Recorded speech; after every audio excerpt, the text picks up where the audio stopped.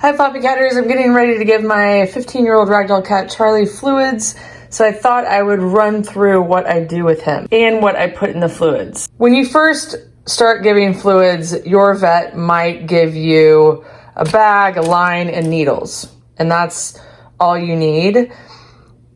Or they might set it all up for you. They might put the line into the bag and also attach the needle.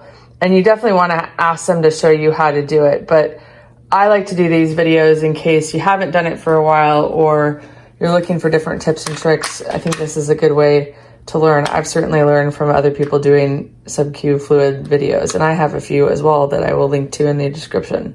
So step number 1 is to open both of these and attach them together. It's always a good idea to inspect the bag, make sure there's no holes, anything leaking or whatever.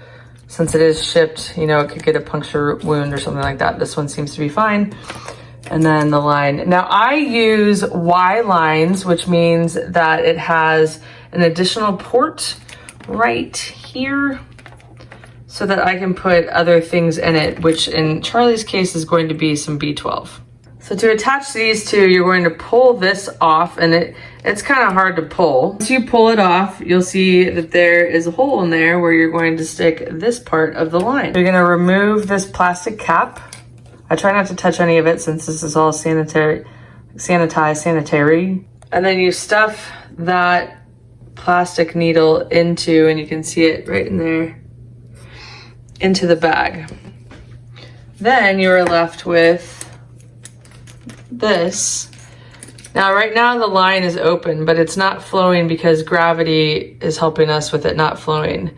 So I'm gonna go ahead and turn this, shut the line down, and then this is where you attach a needle. You just pop this off and attach a needle. Once it's all attached, you can then run the line, which means you let water go through it and then cap it back off, as I've done here. So it's all ready to go when you're ready to give it. I actually don't need a new bag yet because we still have a bag we're trying to finish. So this is the bag that I'm trying to finish, which we'll finish today. So as you can see, it's already all set up. And right now I'm warming it, which it's actually a little bit too cold. You'll see that it's below 100 degrees. I try to get it to be about 102 because that is the body temperature of a cat. And then I let it sit in here. If it's a full bag, then I let it sit in here for 10 minutes. But if it's a smaller, like end of bag, I don't let it sit that long. At my vet's office, she used a coffee cup. But let's say this is a coffee cup. She would just put the line in it like that to warm it up. So while it's, you know, going through the line, it's warming up before it goes into the cat. I just use this like little meat thermometer to know where our temperature is. So we're about 110 right now. That's a little too warm.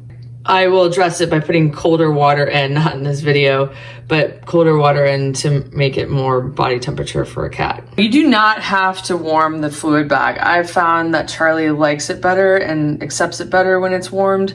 And that's traditionally what I've experienced with every cat, to be honest, that I've given fluids to, which is 5 cats.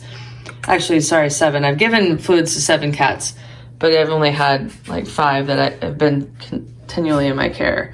You can't get the line or anything, like you don't want to get any of these pieces and parts in there. You only want to do the top of the bag. So then you're left with the line that you used last time that has lactated ringers in it, but it's gonna be freezing cold for him because it's been sitting in my air-conditioned house. So I will run the line, which means I'll hold the bag up, open up this, and run it until I feel warm water in this tube.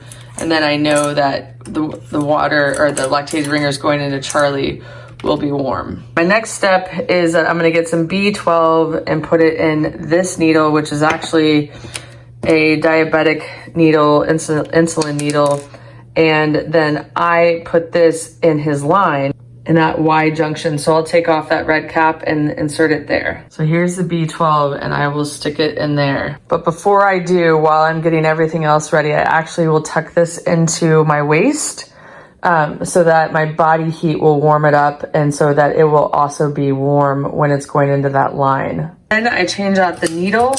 This is the needle that I used last time, so it's bad. And different people have different ways of doing this. Some people will tie like a loose knot, and that loose knot might indicate it's an old needle or a new needle. And some people might always put a new needle when they finish.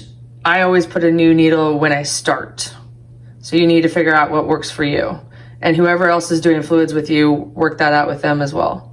I have 2 types of needles. These were recommended years ago, and I bought them on Chewy, and I bought this on Chewy too, all with my vet's prescription though. These are good, I guess, for kidney cats. They have like the poke isn't as terrible, I guess. And then I got these from my vet, and I don't know if these are, yeah, they're 18 gauge too. These are 18 gauge. You could also do 25. Next step for me, and this is pretty abnormal, is I put ozone into Charlie's fluids. So this is an ozone generator, and then I will attach this syringe to the top of this, fill it with ozone gas, and inject it into the bag. This syringe is not an ozone syringe. I ran out, but it has a lure lock connection and will connect that way. Then I'm gonna turn on the oxygen to start the ozonation process. And I have videos about this on my YouTube channel independently of this. So if you're interested in ozone, I can put all that in the description. I'll let this syringe fill to the amount that my veterinarian and I discussed for Charlie and his lactated ringers. Once it's full, then I just disconnect everything, put this needle back on as well. The ozone step is always my very last step before I go and get Charlie. It's not entirely necessary, but I also take one of these alcohol prep pads and then clean that little port where I'm gonna inject the ozone again, because I've already injected this bag 4 times with ozone, so I always get just extra careful. This is where I put it in and then just pull it out and kind of mix it around in the bag like that. Since I'm finishing the bag today, I don't really need to keep an eye on how many I'm giving him, but usually I'll like mark on here so I know how far down it needs to go until I need to stop. This is the bathroom that I do it in. I close this door where the fluids are hanging, put him down there. He's not very excited about it. I've got the line ready there. I'll move this here and then I'll put him in the bottom half of this carrier. Sometimes he'll stay in there, sometimes he won't, but I try to keep him pretty stationary because if he moves, then the line can fall out. Okay, here we go, but keep in mind that I am out of breath from going to get him. He does not appreciate this at all. He wanted to go outside, but I was like, we need to do fluids first. So this is, hi, hey. This is several minutes of uncomfortableness, but mostly just starts with the poke that he doesn't like. You guys didn't see that part, but we've already, hello, thank you. We've already started. Uh-oh, it's coming out. I know, darn it. What did I do? Did I go for one side? No. What happened? Okay, baby, hold on. So I'm gonna have to re-poke him, which sucks too. Okay, here we go again. Boo.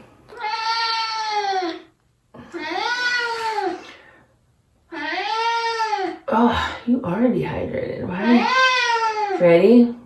Where you going, good kitty? You're a good kitty. I know.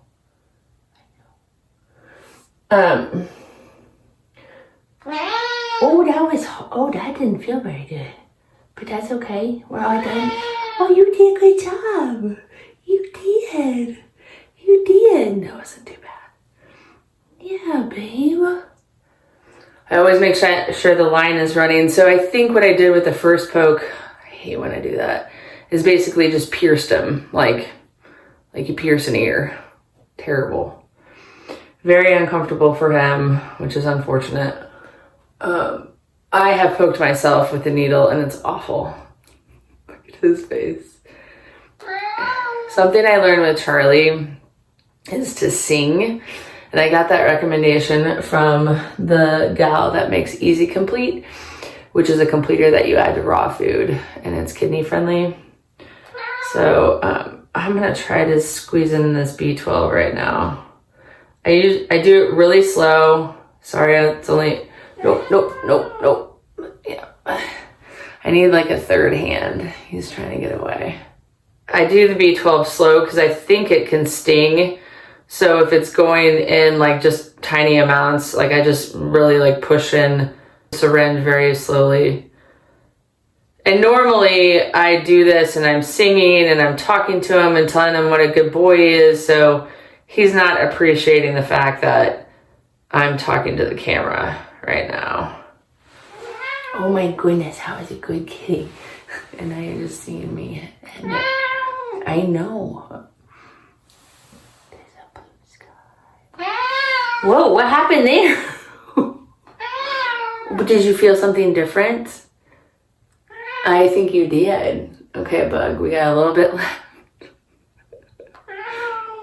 Charlie, are you a good kitty? Oh my goodness, I feel it all into you. It's almost done, Bugaboo. Got a little bit left to go. Are you ready? Or what are we gonna do out there? Are you gonna find the birdies? Are you gonna go find the birdies? Maybe. It's okay.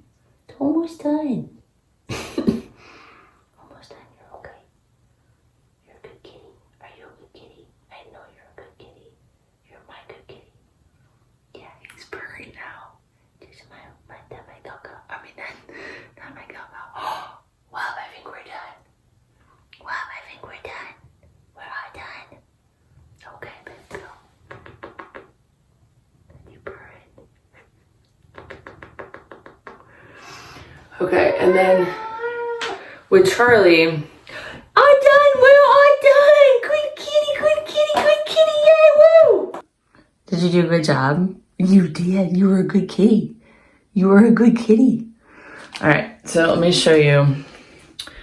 Once a kidney cat has their fluids in them, then they have what's called like a fluid boob, and you can feel it. Like there's this like lump of fluid right here. Most people tell you to give it in between their shoulders. I try to go in the mid back because I want it to fall to his belly. I don't want it to fall to his leg. I've had that happen with a kidney cat, and that was horrible.